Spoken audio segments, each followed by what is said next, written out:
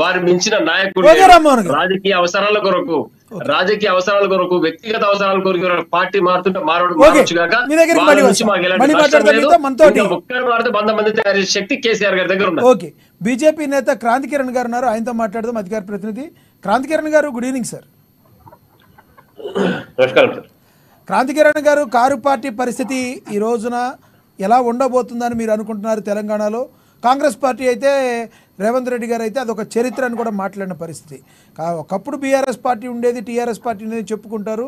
ఈ రోజున వాళ్ళకి లేదు, మాకు ఏదన్నా ఉంది అంటే బీజేపీ కాంగ్రెస్కి మాత్రమే తెలంగాణలో ఆపోజిట్ ఉన్నది ప్రతిపక్షంగా బీజేపీ అంటున్నమాట. మీరేమంటారు దానికి? 2014 కన్నా ముందు తెలంగాణ ప్రత్యేక రాష్ట్ర ఉద్యమం కోసము అన్ని పార్టీలు కలిసి పోరాటం చేసినాయి. సుదీర్ఘమైన ప్రయత్నం జరిగింది. తెలంగాణ ఆవిర్భవించింది. అధికారంలోకి తెలంగాణ ఒక సెంటిమెంట్ తోని కేసీఆర్ గారు ముఖ్యమంత్రిగా అధికారంలోకి రావడం జరిగింది, సత్తాకు వచ్చారు.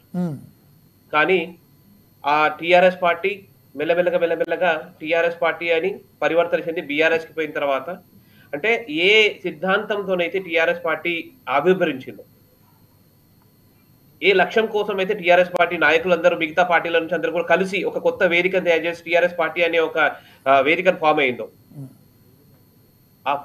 ఆ తయారైన వేదిక ఫస్ట్ టీఆర్ఎస్ నుంచి బీఆర్ఎస్ కాగానే డైల్యూట్ అయింది. రెండోది, మొన్న జరిగిన ఎన్నికలలో కేసీఆర్ గారు ఏ రకంగా అయితే అప్రజాస్వామ్యబద్ధంగా ఏ మాత్రం శాస్త్రీయత లేకుండా వారు తీసుకున్న నిర్ణయాల వల్ల ప్రజా ఆదరణ కోల్పోయారు.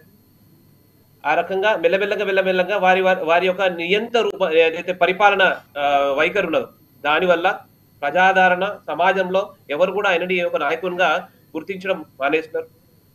కాబట్టి మెల్లమెల్లగా టీఆర్ఎస్ పార్టీ అనేది పతన స్థాయికి చేరుకుంది. ఈ రోజు మొన్నటిదాకా ఎమ్మెల్యేలు ఉండే, వాళ్ళ సింబల్ మీద గెలిచిన ఎమ్మెల్యేలు వాళ్ళు కూడా అంటే ఫ్లయింగ్ బర్డ్స్ లాగా వచ్చి కొన్ని రోజులు ఉన్నారు.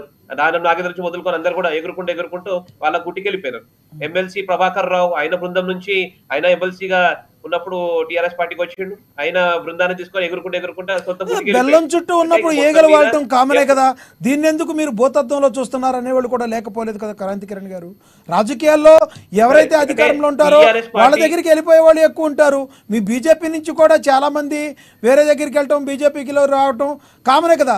కేంద్రంలో బీజేపీ మోడీ గారు అధికారంలోకి వస్తున్నారంటే మీ బీజేపీలోకి వస్తారు.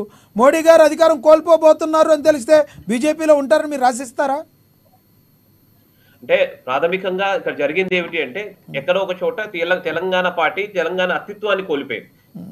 అది ఒక ముఖ్యమైన కారణం. ఆ తెలంగాణ వాదులు అనుకోండి, ఇంకెవరైనా కానీ వారి సొంత గూటికి పోవడానికి కూడా ఇది ఒక ప్రముఖమైన కారణం ఒకటి. రెండోది, ముఖ్యమంత్రి తన ఒక పరిపాలన వైఖరి పతనమైన పద్ధతిని నియంత రూపంగా అవడం వల్ల మెల్లమెల్లగా తెలంగాణ నుంచి పట్టు కోల్పోయినారు.